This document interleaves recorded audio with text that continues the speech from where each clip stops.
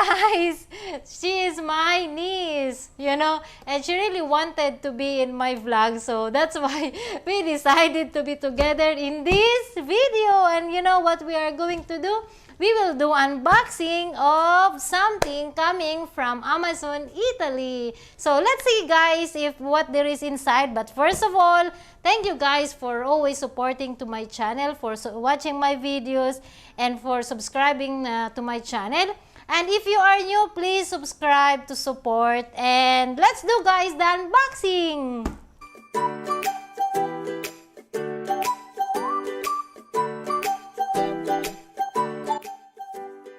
Here it is guys. This is a Braun blender, and the model of this one is Multi-Quick 9 Minipimer 9, and the model number is MQ9047X.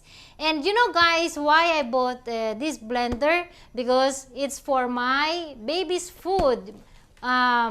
Because I have the big one, and you know, if you want to blend the small portion, it's not really the best to use. And this one guys is a hand blender that you can just use a cup and then you blend it, and it's easy, and it's good for like vegetables, fruits, and some cereals, and also some nuts. And this one guys is very powerful, at least according to the descriptions. So now let's see how it looks like. Wow! Look guys! So this one is the power, you know, the machine itself, you see the body. And then this is 220 volts, which is suitable in the Philippines. And then of course there is the whisker. This one guys comes with 5 accessories. So this one is the whiskers, and of course this is the blender. And if you can see guys, you see this one is pushing down when it's deep. So you just push this one and then catching the things whatever underneath, you see. And look, the blade is looks very sharp actually. And this one is also another jar that you can just use this one here in the machine, and then you blend it inside, you know, like all the small vegetables like the parsley, the nuts. So you just put it inside and then it's blending, and you can see that there is the blade also. So this is the third. Of course there is the jar to put everything, then you use with this.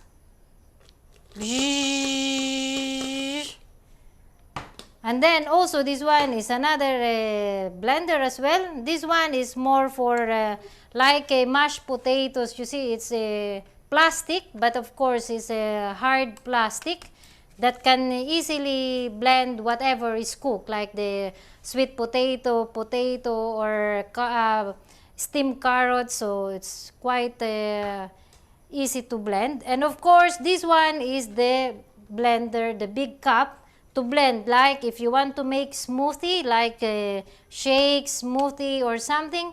You can also puree that. If you want to make a big portion, of course you can use this one guys. And if you see that is already with the blade as well inside. Guys, this one is the floor. You see that there is the rubber, so doesn't slide. Then this is the cover, and then of course you use the machine. You do like that, then it's mixing inside. So let's see guys. For now I cannot tell you how powerful it is, but I can tell you that this is 1000 watts. So from the digits itself, it says that it's powerful. And I would like to try this one as soon as possible, and I will tell you how it is, and I will give the best review that I can give, so that it will guide you either to buy also the same or not. And this one guys, we bought it in Amazon, Italy, and actually less than 7 days we got it already. And of course the price is convenient. And I haven't checked the price in the Philippines, but because I was searching some blender and it's only saying the Kitchen Pro, the Cuisinart, and this one is Braun. So I don't think that this exists in the Philippines. That's why we decided to buy in Amazon, Italy. And of course, there is another piece here. Is another, I think it's a spare. It's not a spare because this one, guys, is a plain blade. And what is installed here is the one with a kind of a teeth. You know, so it's a two blades comes with this jar. And of course, there is the manual that you need to read first before operating the new blender. And then, what is this one? This is a warranty service, of course. So, for now, guys, it's only unboxing. And I said, I will do the test and the review on my next video. And I hope, guys, that you like this video. And please don't forget to give a like. And then, if you are new to my channel, please do subscribe to support. And thank you for watching, guys. And see you on my next video. Bye!